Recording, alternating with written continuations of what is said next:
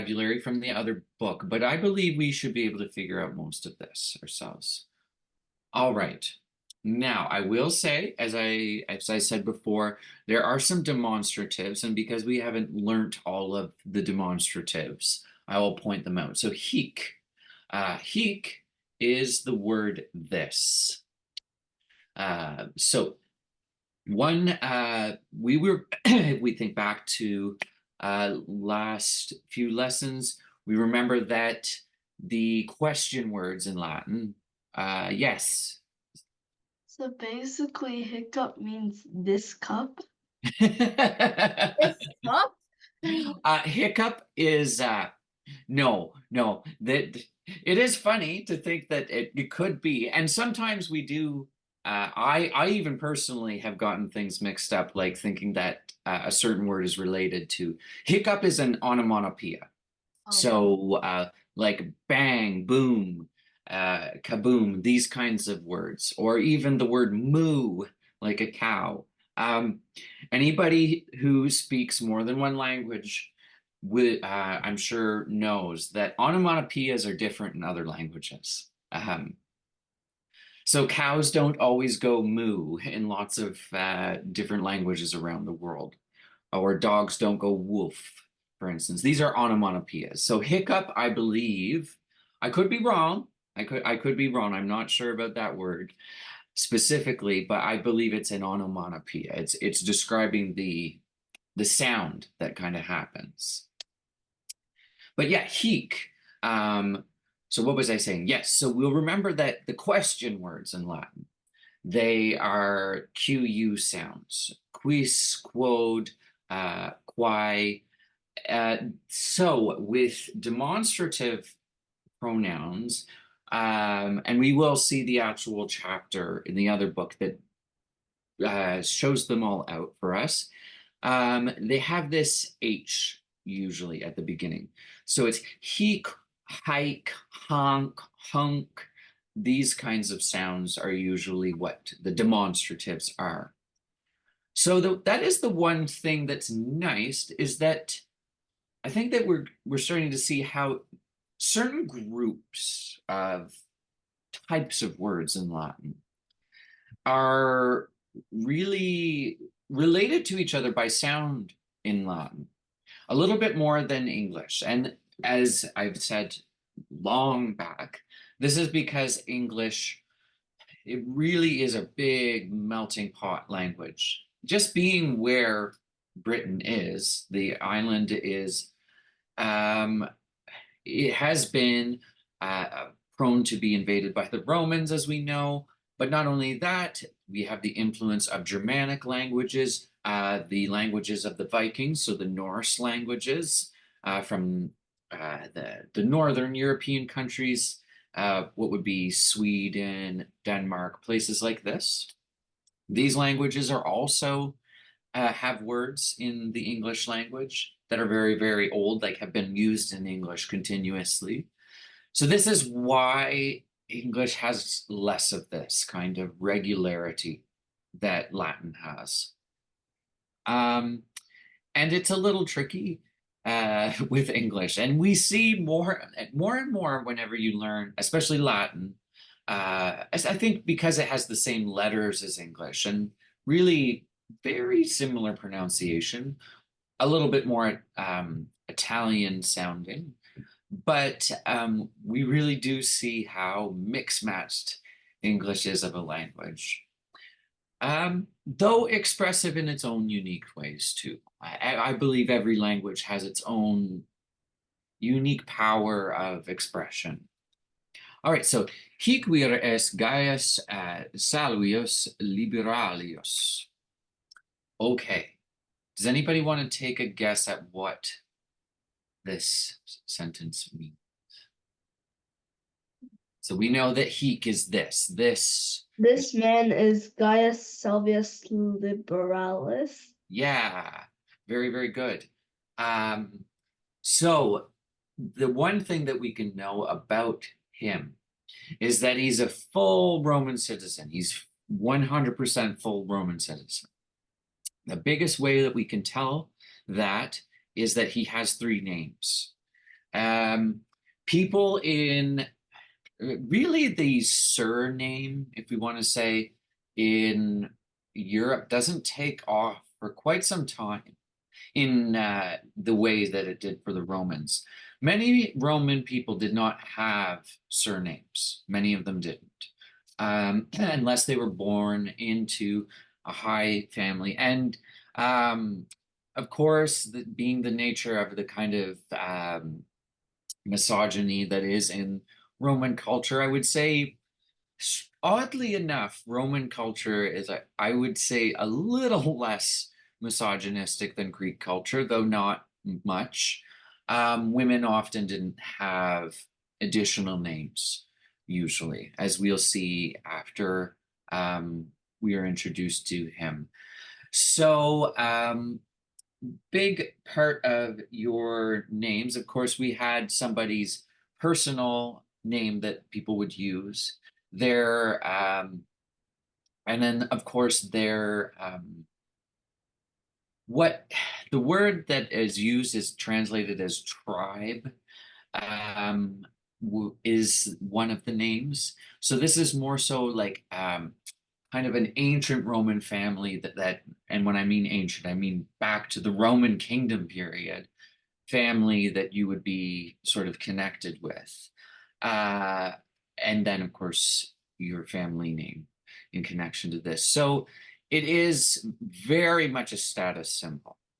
What is useful about this in archaeology is that because of these three names, we are able to really trace somebody's lineage based off of, say, a headstone, a tombstone that we see with somebody's name. I mean, one, we already get a lot of information that if there's three names for somebody, that this person was wealthy. They were likely an important citizen of some kind. If not, as I said, they were wealthy enough to be able to be connected to this kind of thing. And then, of course, we're able to trace them into other family lines. Yeah. So let's saludas in villa magnifica habitabat. It's just like he lives in a like magnificent village. Yeah, villa, the villa, yes. Oh, like Rome must be really rich though.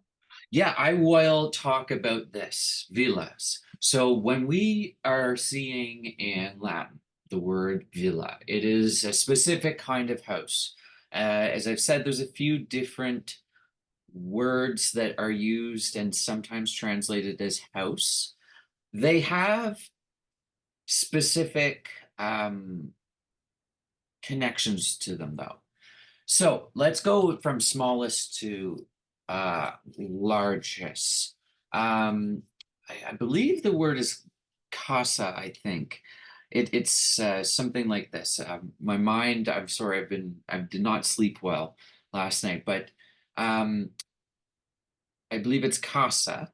This word is like a cabin, if we want to think. This is like a small place. Maybe you're not staying there all the time, but it's something that is like I say, not a shack. It's not like a rundown shack, but it's more like a cabin, the way that we think of that. When we think of a cabin in modern times, it's got all of the stuff that a house has, but it's a little bit more miniature and it's not made to be maybe lived in all year long. Domus, as we've said before, this word is the more common word for house or home, your home, domus. Now, villa, villa is, of course, in modern English, villa. The villa is a specific type of home. I think that the word mansion is probably quite fitable for this, but in some ways, well, actually, I shouldn't say in some ways, many ways. So the word village, as we can probably see, comes from villa. Does anybody want to guess why that is? I mean, look behind him. Look at all these people working. Oh, aren't they the servants? Yeah. So why do you think that it eventually over time people started it sort of changed into the word village for a place where lots of people are? Because like if you have like one rich man and you have a bunch of servants, that's like a lot of people. Yeah, so these places were literally, some of them were as big as towns, as it's a small Roman town. Some of these houses, these mansions, villas, we'll just use the term villa. Some of the Roman villas were this big, particularly ones that were inhabited by the Roman emperors, especially the more, just to save time, the more bad Roman emperors, though we maybe we'll talk about that in the future about how that's difficult to judge so far away from them. But yes, so these villas literally employed, or of course would be servants, one or the other, um, almost a village worth of people in this sense. It is a small community of people living together. So if we go to many of these Roman villas, sadly, are not really, there's not many super fantastic examples, but there are a few really good ones. One just outside of Pompeii, and then there's I think one other really good one in Herculaneum. There's a few of them, but rarely have the big ones survived. We have descriptions of them. We know where they were, but very rarely have these, if not maybe the foundations may have survived. Um, but yeah, they were essentially, there was small houses, like living quarters for the servants to live in. And it really is a kind of village because even in our modern minds, I think we still associate that word village with like a small, tight town. It's a small town. It's very tightly knitted. It's like it's usually when people say that word village, it's like almost like a place where a lot of people know each other, this kind of thing. And these houses were most certainly like this.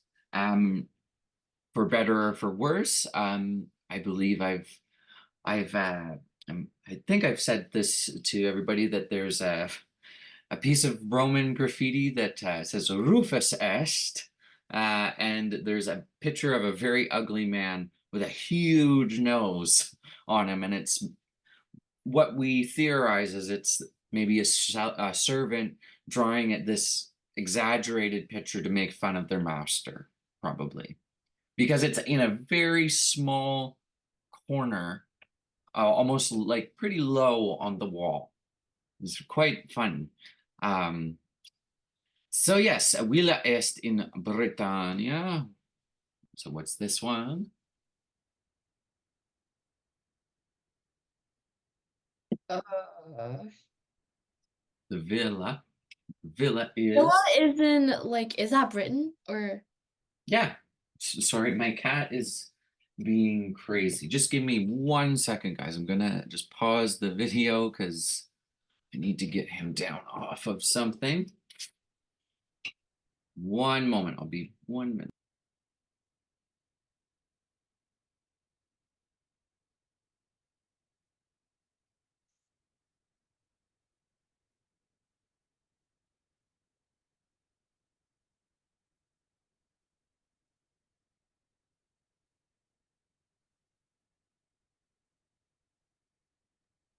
All right, so sorry about that, guys. I've been away from my house all day today, so my cat is just not pleased with me. So let's get back to where we were. Where is my windows gone to? There they are. So yes, let's get back up here. So yes, his villa is in Britannia, and of course, um, there were Roman villas. And interesting enough, some of them or pieces of them did survive for a sizable amount of time.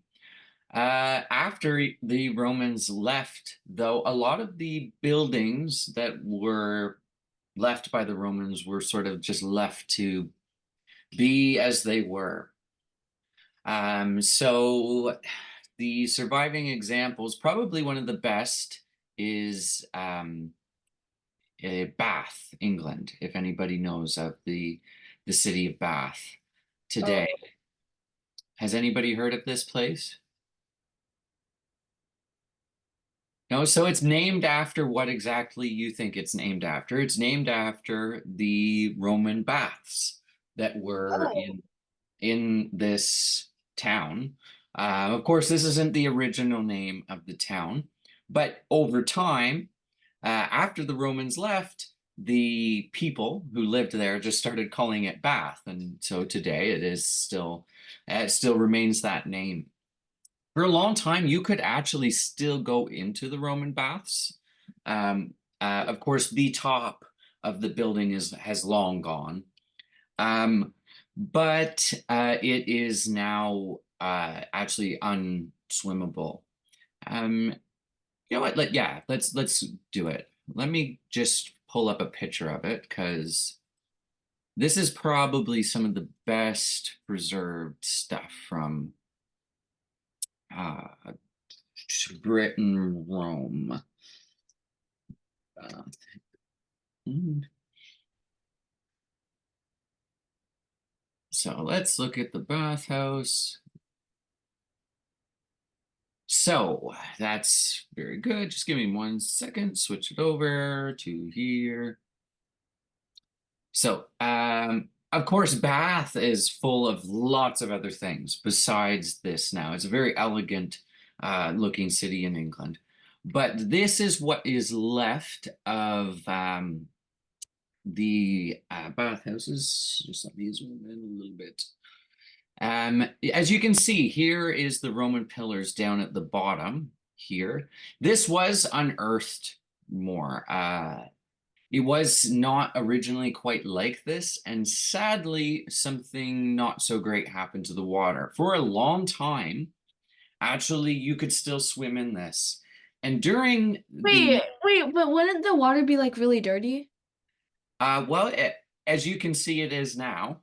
And what's the biggest thing you notice about that water right It's now? green. It's green. Yeah, it's green. So, do we want to take a guess what's growing in that?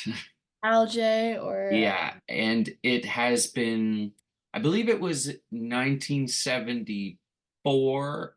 It's around this time. There was a case, of course, during this time, lots of people would still swim in this because there were legends in Bath, and actually these legends were all the way back from before the Romans were um, in Britain, because there were a lot of, I guess we would say, like kind of hot springs and kind of oh streams and things like this that were in this area. The minerals actually in Bath, England, the way that it mixes with the water was actually extremely nourishing.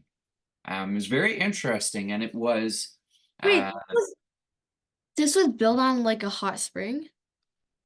yeah, yeah, it was actually. It was.